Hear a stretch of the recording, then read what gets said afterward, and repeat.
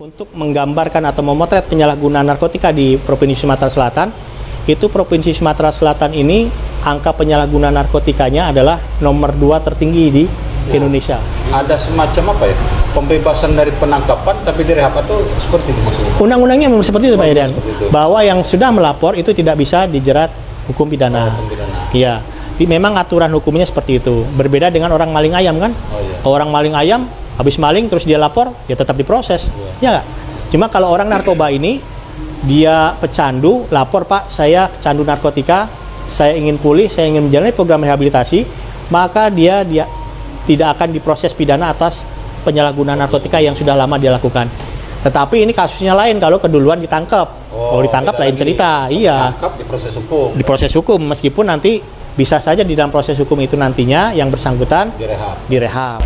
Hai, jangan lupa subscribe channel YouTube-nya Herian, channel YouTube terbaik terkece di Asia. Jangan lupa subscribe channel YouTube Herian, channel YouTube terkece di Asia.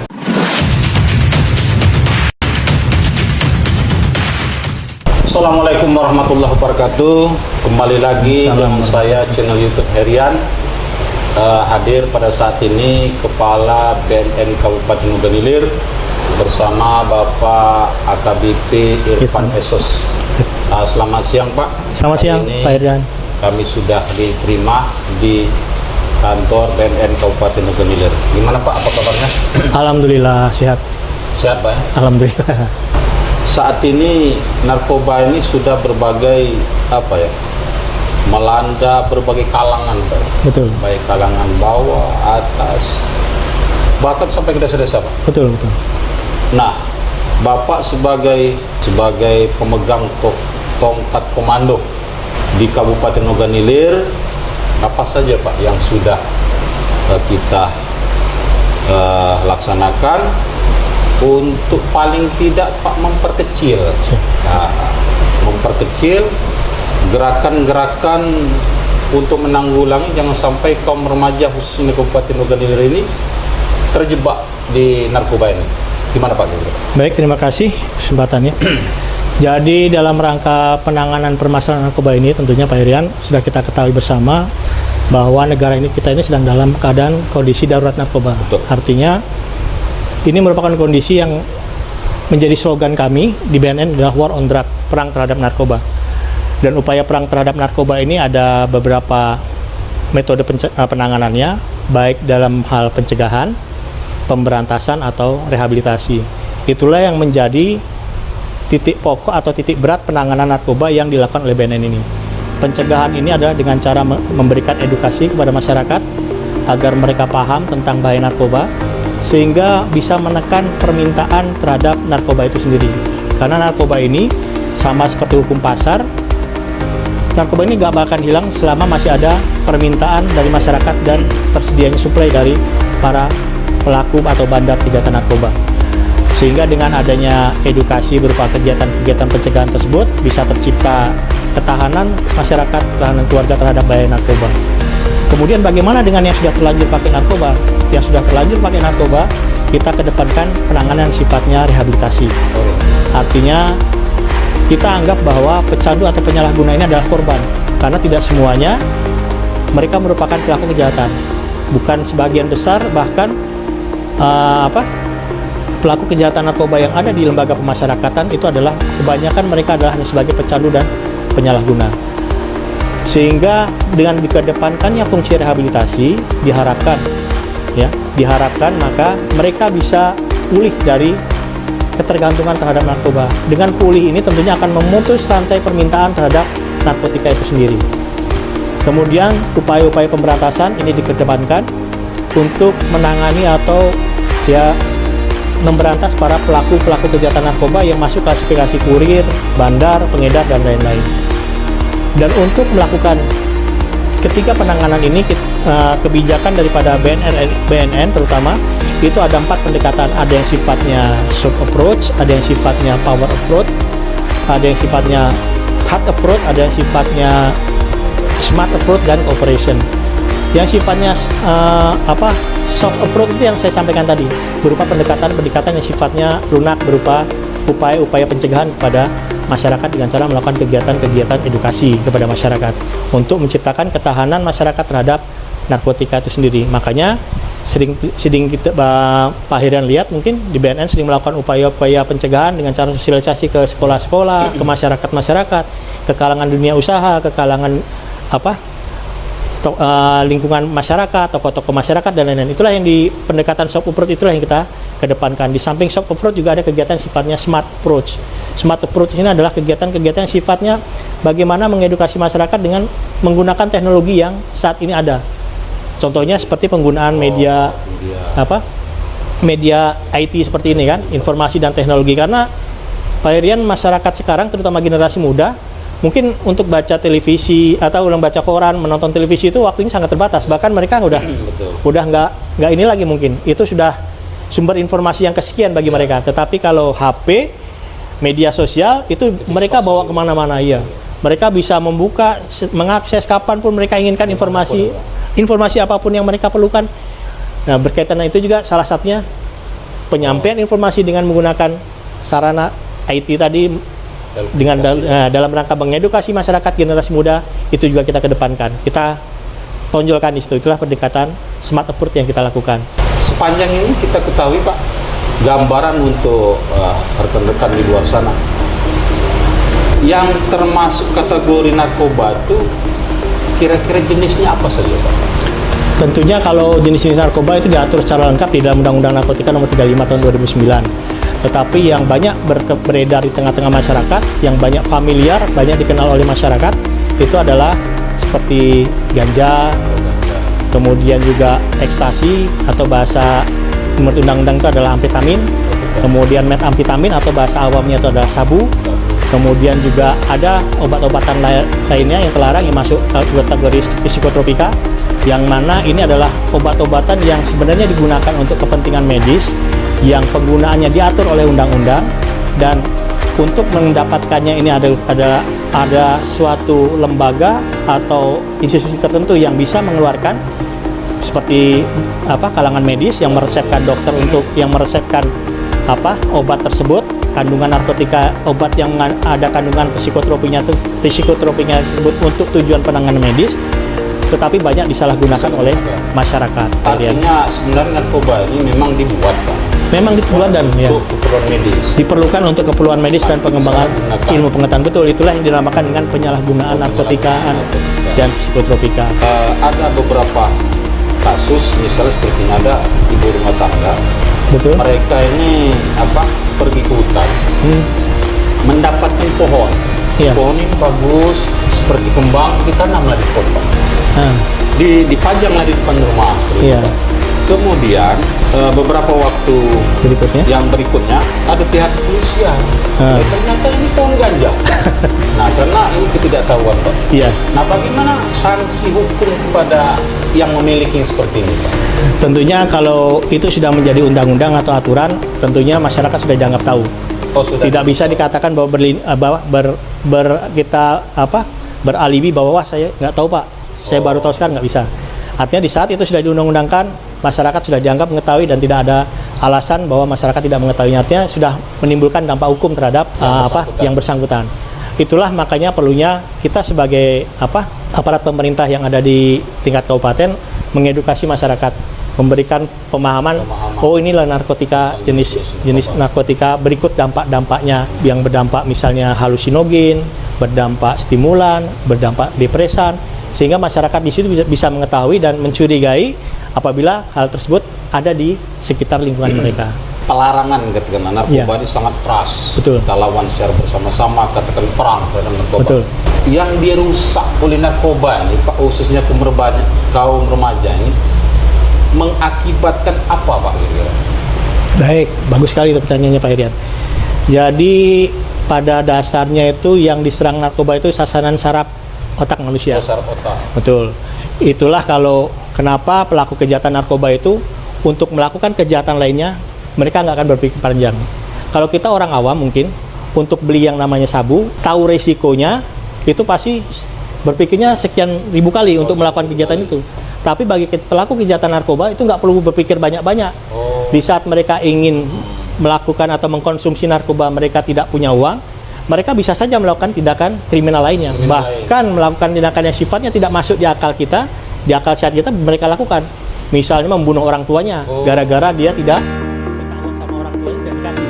Seperti kejadian beberapa waktu lalu di media massa, di mana membakar pasar hanya karena dia minta uang sama orang tuanya juga bisa ngasih. Akhirnya rumahnya dibakar, akhirnya terbakarlah semua, sehingga akhirnya di satu pasar itu hampir terbakar semua. Dampaknya sangat luar biasa. Sangat luar biasa, dan ini merupakan dampak yang tidak berdiri sendiri artinya narkoba ini. Artinya ada dampak yang sifatnya domino efek terhadap penyalahgunaan narkoba itu sendiri.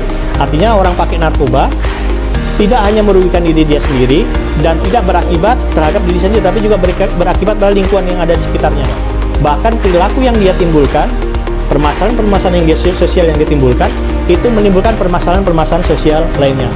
Gara-gara pakai narkoba, kalau Pak Irian mungkin sering baca lihat pelaku kejahatan narkoba melakukan kegiatan pembegalan, kemudian melakukan kegiatan tawuran, melakukan kegiatan curas. Itu merupakan kejahatan-kejahatan yang ditimbulkan atau awalnya adalah dari penyalahgunaan narkotika itu sendiri.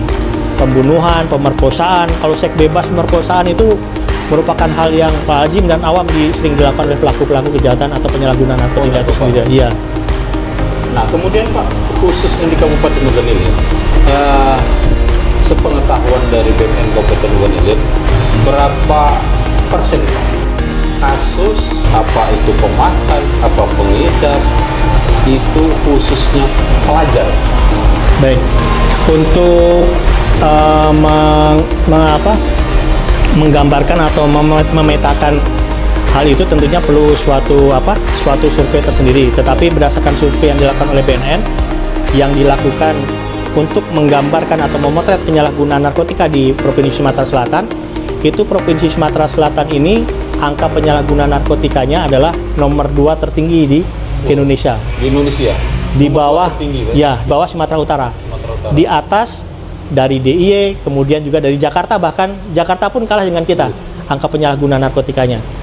Tentunya untuk lingkungan pelajar itu, kalau kita gambarkan penyalahguna tadi, lingkungan pelajar itu ada di angka sekitar 27 sekian persen.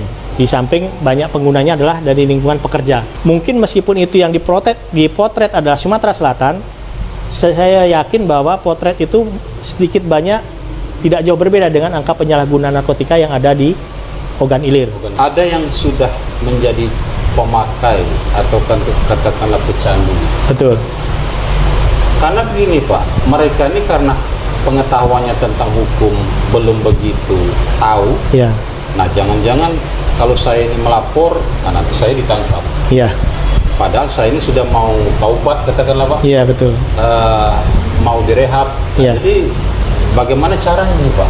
Caranya adalah, itu merupakan suatu inisiatif yang baik sekali bagi masyarakat. Caranya adalah dengan melaporkan diri kepada yang namanya institusi penerima wajib lapor atau IPWL. Bisa ke BNN atau tokoh masyarakat, kemudian tokoh pemuda, tokoh masyarakat, tokoh agama yang ada di lingkungannya, silakan mendampingi kalau mereka takut bahwa ini akan berimplikasi hukum terhadap yang akan melapor tadi. Karena tentunya hal ini dilindungi oleh undang-undang, artinya bahwa di dalam Undang-Undang Nomor 35 dikatakan bahwa pecandu atau penyalahguna wajib menjalani program rehabilitasi, baik itu rehabilitasi sosial ataupun rehabilitasi medis.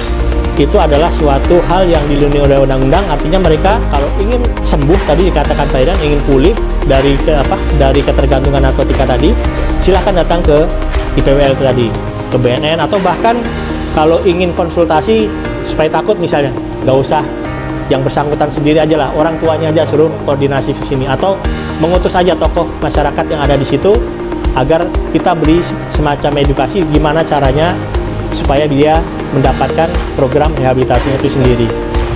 Ya mereka hak untuk melapor. Betul, betul. Nanti kita melapor malah ditangkap Pak. Betul, ya. Ada semacam apa ya? Pembebasan dari penangkapan tapi direhab atau seperti itu? Undang-undangnya memang seperti itu Pak Irian, bahwa yang sudah melapor itu tidak bisa dijerat hukum pidana. Iya, memang aturan hukumnya seperti itu. Berbeda dengan orang maling ayam kan? Orang maling ayam habis maling terus dia lapor, ya tetap diproses. Ya, cuma kalau orang narkoba ini dia pecandu, lapor Pak, saya candu narkotika, saya ingin pulih, saya ingin menjalani program rehabilitasi, maka dia tidak akan diproses pidana atas penyalahgunaan narkotika yang sudah lama dia lakukan. Tetapi ini kasusnya lain kalau keduluan ditangkap. Kalau ditangkap lain cerita, iya. Di proses hukum, meskipun nanti bisa saja di dalam proses hukum itu nantinya yang bersangkutan direhab. Tetapi proses hukum harus dia lalui terlebih dahulu, dan rehab pun mungkin melalui proses hukum yang mempunyai ketetapan hukum tentunya. Ini berbeda dengan orang yang secara sukarela melaporkan diri kepada kami, kepada BNN. Silahkan kepada BNN boleh, kepada Polri boleh, atau langsung ke lembaga rehabilitasi yang ada juga silahkan. Karena lembaga rehabilitasi ini ada dua macam, ada yang milik pemerintah, ada yang dikelola oleh masyarakat atau ya yang namanya komponen masyarakat. Itu bisa mereka rehabilitasi di situ. Kelebihan daripada kita yang dikelola oleh pemerintah adalah bahwa segala pembiayaan yang dikeluarkan untuk menjalani program rehabilitasi tersebut ditanggung oleh pemerintah. Artinya gratis, kira-kira seperti itu. Oh, gratis ya. Kekurangannya hanya satu, kekurangannya adalah tempat rehabilitasinya adalah sangat relatif terbatas. Yang ada yang terdekat yang dimiliki oleh pemerintah BNN dalam hal ini adalah yang ada di Kalianda, Lampung. Oh, di Lampung. Ya, jadi kalau misalnya Pak Herian ada warganya pengen menjalani program rehabilitasi, silakan koordinasikan ke kita, atau bahkan datang ke Lampung sana, tanya-tanya bagaimana menjalani program rehabilitasi. Yakinlah tidak akan ada proses hukum pada warga masyarakat yang secara sukarela melaporkan untuk menjalani program rehabilitasi. Tapi seperti yang saya sampaikan, jangan sampai ketangkap duluan sama polisi. Proses hukum tentunya. Nah, kemudian di kalangan pelajar, Pak, langkah-langkah apa saja, Pak, yang sudah dilakukan khususnya BNN, Pak, Ya. BNN untuk memperkecil atau bisa saja memberantas katakanlah, Ya. agar para kalangan pelajar itu tidak terjerumus ke narkoba, khusus untuk ini, Pak. Baik, jadi untuk penanganan di lingkungan pelajar, kita tidak bisa lepas dari kerjasama kami dengan Dinas Pendidikan dan Kebudayaan Kabupaten Ogan Ilir. Ini sudah kita laksanakan, sudah ada MOU yang kita buat, sehingga kita melakukan upaya-upaya yang sifatnya pencegahan ke lingkungan pelajar tersebut secara masif. Bahkan di salah satu SMA negeri yang ada di Kabupaten Ogan Ilir ini, di SMA SMA 1, kita ada MOU bahwa itu akan dimasukkan ke dalam kurikulum mereka. Jadi definisi Merdeka Belajar yang diterjemahkan oleh lingkungan pendidikan di SMA 1 adalah bagaimana membentuk karakter, dan salah satunya dengan menggandeng kami BNN Kabupaten Ogan Ilir untuk pembentukan karakter terhadap upaya-upaya penanganan terhadap narkotika ini. Tentunya ini merupakan suatu model yang baik, mudah-mudahan bisa diadopsi oleh sekolah-sekolah lainnya di dalam upaya membentuk karakter sebagai wujud implementasi dari Merdeka Belajar yang saat ini diterapkan oleh pemerintah. Menurut kacamata dari BNN Kabupaten Ogan Ilir, kalangan yang mana yang paling tinggi pemakainya? Kalangan yang paling tinggi pemakainya menurut hasil yang kita survei yang dilakukan oleh BNN itu sendiri, itu adalah banyak berasal dari lingkungan pekerja. Artinya mereka yang sudah berpenghasilan. Ini mungkin tidak lepas dari faktor kemampuan ekonomi dari pelaku penyalahguna itu sendiri. Kalau anak sekolah kan mungkin secara ekonomi dia mungkin masih bergantung pada orang tuanya lah, masalah bekalnya dan lain-lain. Tapi bagi mereka yang sudah bekerja, itu mereka sudah kemampuan ekonomi atau uang yang dia miliki sudah bisa dia dapatkan untuk membeli narkotika itu sendiri. Artinya kalau kita banyak uang, bisa saja nih. Bisa saja dalam artian kemampuan seseorang membeli narkoba ini berkorelasi positif dengan penyalahgunaan itu sendiri. Peluangnya lebih besar. Artinya kalau kita nggak punya uang, kira-kira penggunanya kecil gitu. Betul. Ini berdasarkan hasil survei yang kita lakukan, di bahwa lebih dari 70% daripada pelaku penyalahguna narkotika itu adalah dari lingkungan pekerja. Pemakai ini yang paling tinggi berdasarkan apa? Misalnya ikut-ikutan, boleh ya, atau ada hal-hal yang lain? Baik, jadi berdasarkan hasil penelitian juga nih dilakukan oleh BNN, bahwa seseorang pertama kali mengenal narkotika itu adalah dari narkotika milik temannya. Oh, dari temannya. Jadi dari lingkungan sekitar terdekat dia yang menyebabkan seseorang tersebut jatuh ke dalam keterpaparan dia terhadap narkotika itu sendiri. Jadi slogan pilih-pilih teman itu merupakan hal yang sangat relevan sekali apabila dikaitkan dengan masalah narkoba itu sendiri, karena berdasarkan hasil penelitian yang dilakukan oleh BNN itu sendiri menunjukkan bahwa seseorang pakai narkoba itu atau kenal narkoba itu adalah dari teman terdekatnya. Dari teman terdekat. Bahkan narkoba yang pertama kali dia gunakan itu adalah narkotika yang digunakan oleh temannya tersebut. Saya ilustrasikan seperti ini. Misalnya Pak Herian sama saya berteman. Iya. Pak Herian sebelumnya pecandu narkotika. Iya. Saya kenal narkotika itu dari Pak Herian. Oh, dari Dan narkotika yang saya pakai itu narkotika yang dipakai oleh Pak Herian. Misalnya Pak Herian ngisap ganja ini. Iya. Ngisap ganja, dikasihkannya ke saya. Cobalah. Nah, artinya pertama dia kenal itu dari temannya, dan narkoba yang dia pakai itu adalah narkotika dari temannya tersebut. Misalnya kalau inek, mungkin kata apa, satu butir dibagi sama-sama. Ini cobalah. Artinya kira-kira seperti itu Pak Iran, ilustrasinya bahwa narkotika itu pertama dia kenal itu adalah dari teman terdekat. Dari teman terdekat. Iya, dari lingkungan terdekat dia. Lingkungan terdekat, artinya apalagi ada anak-anak remaja, sekolah. Betul. Artinya milih teman itu harus hati-hati. Harus hati-hati. Karena perilaku itu bisa tertular dari teman terdekatnya, teman sebayanya. Pemasok, kira-kira Pak. Iya. Pemasok narkotika itu kira-kira dari daerah mana yang tertinggi?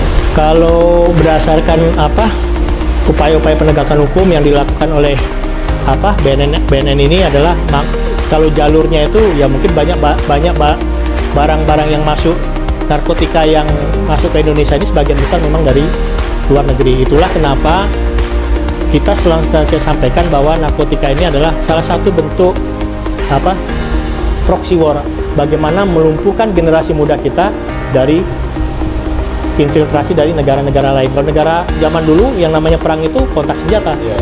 Tetapi dalam konteks saat ini adalah salah satunya adalah merupakan melemahkan generasi kita dengan narkotika itu sendiri. Oleh karena itu banyak narkotika yang berasal dari luar negeri. Mungkin kalau Pak Herian sering lihat di expose, banyak itu narkotika kemasannya adalah teh Cina. Dan memang barang itu adalah memang berasal dari situ, dari Cina. Banyak berasal dari luar negeri, dari Cina masuk ke Malaysia, kemudian masuk ke Batam, Pekanbaru dan lain-lain, sampai akhirnya lewat ke Palembang, lewat ke Sumatera Selatan, atau bahkan transit atau lewat di Sumatera Selatan untuk kemudian sampai ke Jakarta dan lain-lain. Kira-kira seperti itu. Betul. Nah, kalau di Ganelia sendiri Pak, yang terbesar dipakai oleh katakan pecandu itu mayoritas jenis apa?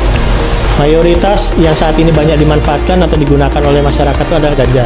Oh, ganja. Karena mungkin secara harga mungkin lebih bisa terjangkau. Tetapi di samping ganja juga ekstasi dan sabu ini juga banyak digunakan oleh masyarakat kita. Karena sekarang ini sudah sistemnya para pelaku kejahatan narkotika ini sudah pinter.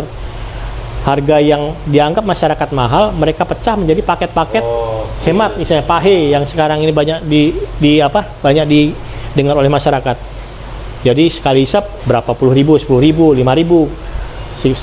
Sebenarnya ini merupakan salah satu cara mereka agar narkoba ini bisa laku di tengah-tengah masyarakat. Nah, ini yang perlu dipahami oleh masyarakat semuanya, tentunya bahwa sebagai orang tua kita harus waspada. Jangan beranggapan bahwa wah, nggak mungkin anak saya pakai narkoba karena harganya mahal. Nggak juga sekarang. Para bandar-bandar, para pengedar itu sudah punya strategi sendiri buat dia memasarkan narkotikanya itu sendiri untuk menghilangkan atau menekan harga supaya bisa dijangkau oleh masyarakat. Ekstasi pun mungkin sekarang jualannya bukan bijian, bisa saja mungkin dibuat dalam bentuk kemasan minuman, karena pernah juga dulu BNN menangkap minuman Aqua yang ada kandungan ekstasinya. Bisa jadi mungkin itu ekstasinya diisi sedikit, dikocok-kocok di dalam air, kemudian dijual atau diminumkan kepada masyarakat, tentunya dengan harga yang lebih murah, kira-kira seperti itu. Apabila masyarakat menemukan pelaku kejahatan narkotika, silakan menghubungi kami, atau kami pun sering menggandeng Polres seperti Bimasnya atau Sat Narkobanya. Tetapi tentunya juga informasi yang disampaikan tersebut jangan informasi yang asal lapor. Ya, tentu juga di saat itu dikonfirmasi, masyarakat pun bisa memberikan feedback. Jangan sampai dia memberikan informasi melalui media telepon atau SMS atau WA, di saat ditindaklanjuti WA-nya udah nggak aktif. Hasil survei yang tadi bahwa Sumatera Selatan ini adalah nomor 2 tertinggi di Indonesia angka prevalensi penyalahgunaan narkotika, yang tentunya ini merupakan keprihatinan kita semua, yang menjadi kesadaran kita semua bahwa ayo kita sama-sama yuk menangani permasalahan narkoba ini. Karena siapa sih Pak Irian yang akan bisa menangani ini? Saya yakin BNN pun akan banyak keterbatasan, Polri pun akan banyak keterbatasan. Tetapi apabila seluruh elemen masyarakat bergerak bersama-sama, bahu-membahu, bekerja sama, menangani permasalahan narkoba ini, saya yakin juga permasalahan itu bisa segera diselesaikan. Ciri-ciri orang pemakai ini seperti apa?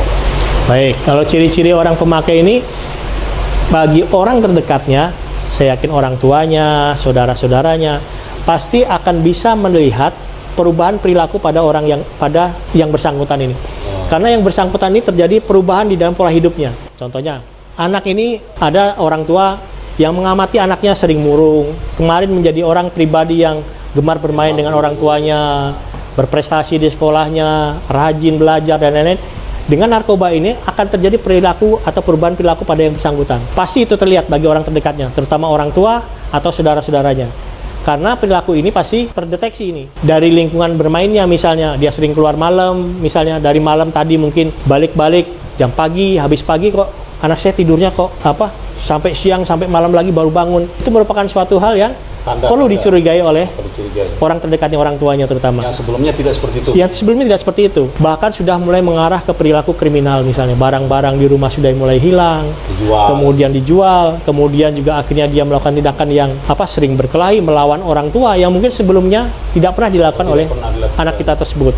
Itu hal-hal yang seperti itu yang bisa diamati oleh orang-orang terdekat, terutama adalah orang tuanya. Atau di lingkungan masyarakat sendiri mungkin bisa mengenalinya berupa adanya perubahan perilaku yang signifikan terhadap yang bersangkutan. Itu perubahan perilaku, Pak? Perubahan perilaku. Kalau dari bentuk fisik, Pak? Kalau bentuk fisik tentunya, kalau dalam jangka panjang, tentunya bagi orang pengguna sabu atau pengguna ekstasi, itu badannya relatif akan lebih kurus dan kelihatan tidak sehat. Kurusnya itu kurus tidak sehat. Kalau orang olahraga, mungkin kurusnya kurus sehat karena dia berolahraga. Tapi kalau orang yang menggunakan sabu dan ekstasi, itu pasti akan berimplikasi terhadap perubahan secara fisik kepada orang tersebut. Logikanya gini Pak Irian, ekstasi ini digunakan untuk yang sifatnya stimulan. Stimulan itu artinya menggerakkan, meningkatkan atau merangsang gerak daya tubuh ini untuk bergerak. Kira-kira seperti itu. Oleh karena itu banyak dinikmati orang di tempat-tempat hiburan malam atau di desa-desa itu adalah di organ-organ tunggal. Itulah yang sering kita lihat Pak Irian, orang joget di organ tunggal itu dari sampai bersubuh dia sanggup untuk berjoget seperti itu. Dampaknya apa? Dia pasti nggak mau makan, kemudian waktunya dia bangun dari semalaman dia berjoget tadi, paginya dia tidur sampai malam lagi. Kapan lagi makannya kan kira-kira seperti itu. Pasti kalau ini dikonsumsi secara terus-terusan akan mempengaruhi terhadap asupan nutrisi di dalam tubuh dia. Dia mungkin nggak merasa lapar, tetapi tubuhnya akan merespon dengan terkuras habis, kira-kira seperti itu Pak Irian. Nah terus bagaimana Pak, ada beberapa masyarakat beranggapan bahwa untuk menambah spirit, tenaga, sehingga mereka memakai narkoba. Nah terus pendapat Bapak ini? Menurut saya itu adalah propaganda yang salah, mungkin yang sengaja disebarluaskan oleh pelaku kejahatan narkotika, terutama halnya adalah bandar dan pengedar, untuk menjerat masyarakat yang pemahaman terhadap narkotikanya masih minim.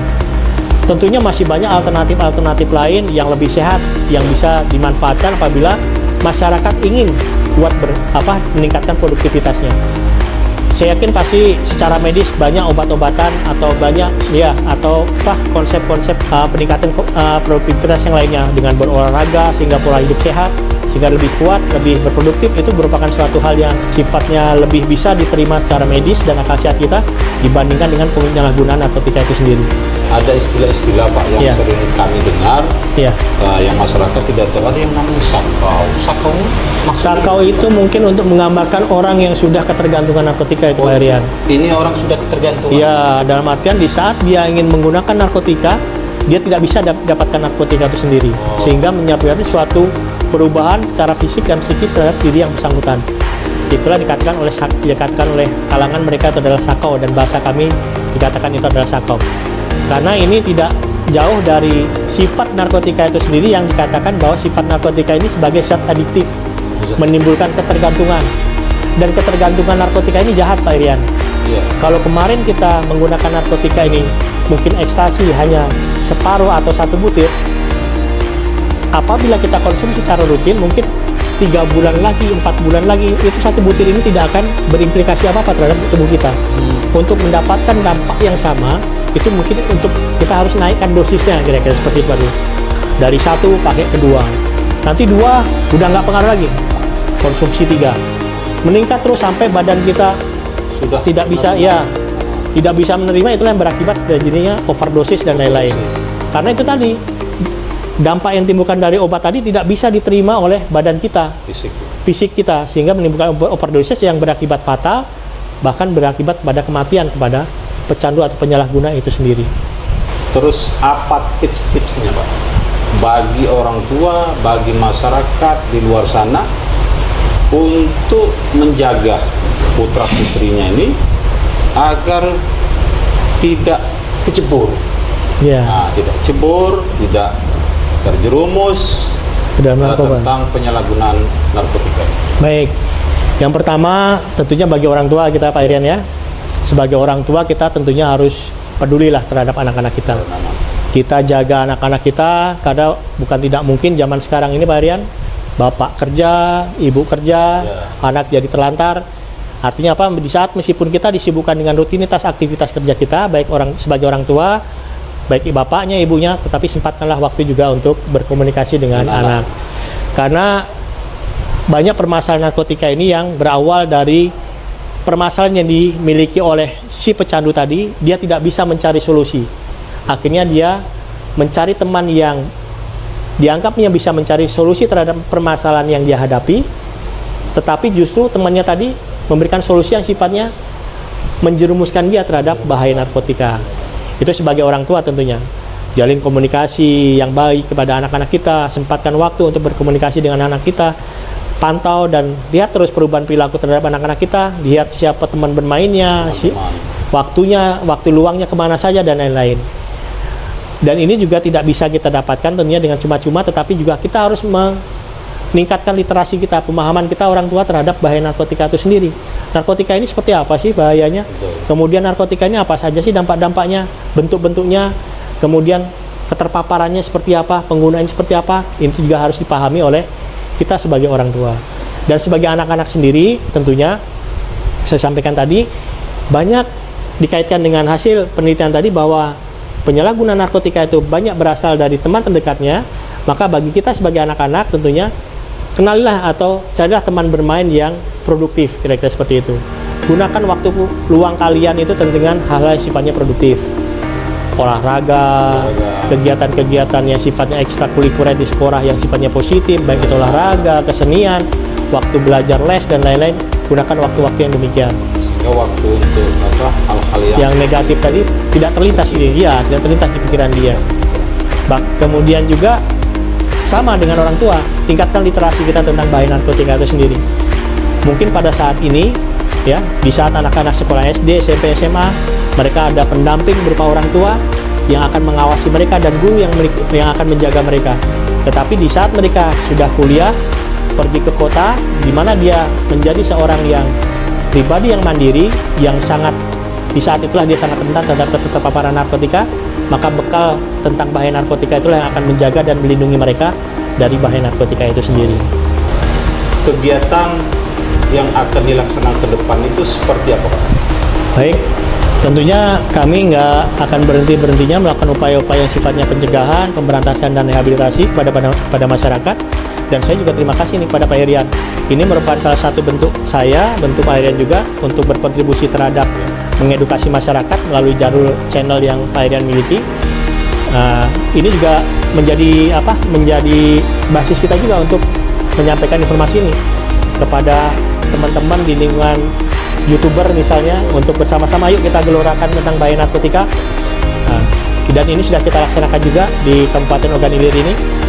Kemudian juga kepada masyarakat tentunya, lingkungan pendidikan, pada masyarakat, pemerintah, kemudian juga aparat-aparat yang ada di pemerintahan desa.